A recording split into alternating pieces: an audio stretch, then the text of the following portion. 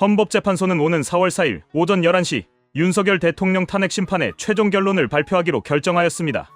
이는 지난해 12월 14일 국회에서 탄핵소추가 의결된 이후 111일 만의 결정으로 역대 대통령 탄핵 심판 기간 중 가장 긴 시간이 소요된 사례입니다. 이번 선고는 생중계될 예정이며 그 결과에 따라 윤석열 대통령의 파면 여부가 결정됩니다. 당초 법조계에서는 탄핵 심판의 선고가 3월 초중순에 이루어질 것이라는 전망이 많았습니다. 헌법재판소가 최우선 심리를 원칙으로 삼고 주 2회 변론을 진행한 데다 2월 25일 최종 변론이 마무리되면서 신속한 판결이 예상되었기 때문입니다.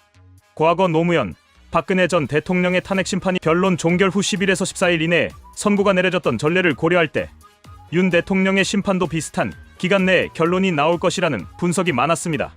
그러나 서울중앙지법이 3월 7일 윤 대통령의 구속 취소 결정을 내리면서 탄핵 심판의 절차적 정당성을 둘러싼 논란이 제기되었습니다. 이에 따라 헌재 내부의 이견 조율이 쉽지 않았을 것이라는 관측이 나오며 선고 일정이 4월로 미뤄졌습니다.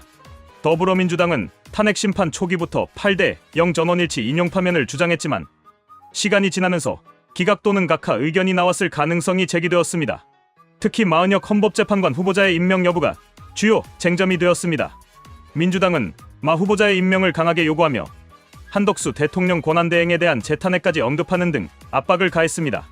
이에 따라 마 후보자가 임명되면 인용이 결정될 것이라는 관측이 힘을 얻었고 5인용 대 3기각 또는 각하의 교착 상태에 빠졌다는 분석도 나왔습니다.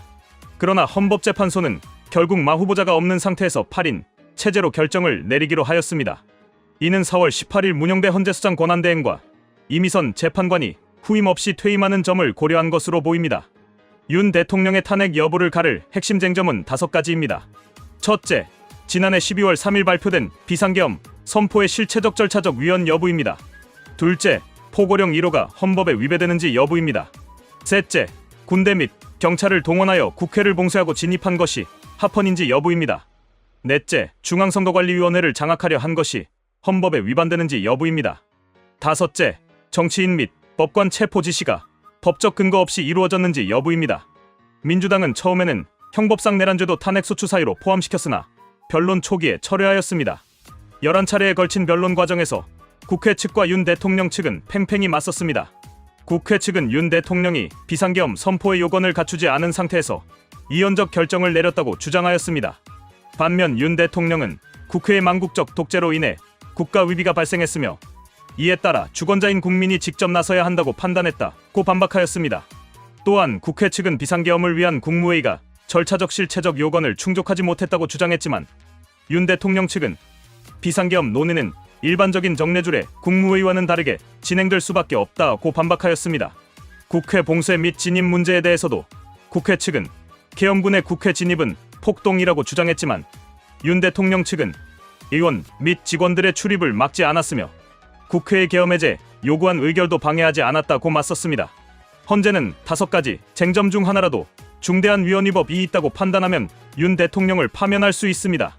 과거 노무현 대통령 탄핵 사건에서 헌재는 대통령직을 유지하는 것이 헌법 수호 관점에서 용납될 수 없는 경우 또는 대통령이 국민의 신임을 배신해 국정을 담당할 자격을 잃은 경우 탄핵이 가능하다고 보았습니다. 박근혜 전 대통령 탄핵 사건에서는 대통령의 헌법 수호 의지가 중요한 기준으로 작용하였습니다. 이번 결정은 윤 대통령이 비상계엄을 선포한 지 122일 만에 나오는 첫 번째 사법적 판단이기도 합니다.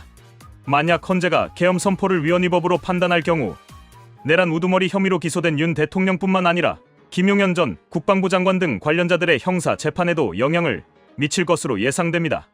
또한 서울중앙지법의 윤 대통령 구속 취소 결정이 절차적 적법성을 강조한 만큼 헌재가 이를 고려할 가능성도 제기됩니다. 한편 변론 과정에서 곽종근 전 특수전사령관과 홍장원 전 국가정보원 1차장이 윤 대통령이 국회 내 인원들을 끌어내라고 지시했다거나 정치인 및 법관 체포도를 운용했다고 증언한 것을 두고 신빙성 논란이 끊이지 않았습니다. 보수 진영에서는 허위 증언에 기반한 탄핵은 부당하다고 주장하며 민주당의 탄핵 추진이 절차적으로 문제가 있었다는 입장을 견지하고 있습니다. 헌재는 인용기각 각하 중 하나를 결정하게 됩니다. 만약 6명 이상의 재판관이 인용 의견을 낼 경우 윤 대통령은 파면되며 대한민국 역사상 2번째 탄핵당한 대통령이 됩니다.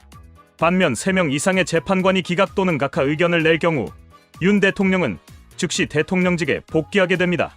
이에 따라 윤 대통령이 선고 당일 직접 출석할 경우 결과에 따라 법정에 들어갈 때와 나올 때의 신분이 달라지는 상황이 벌어질 수 있습니다.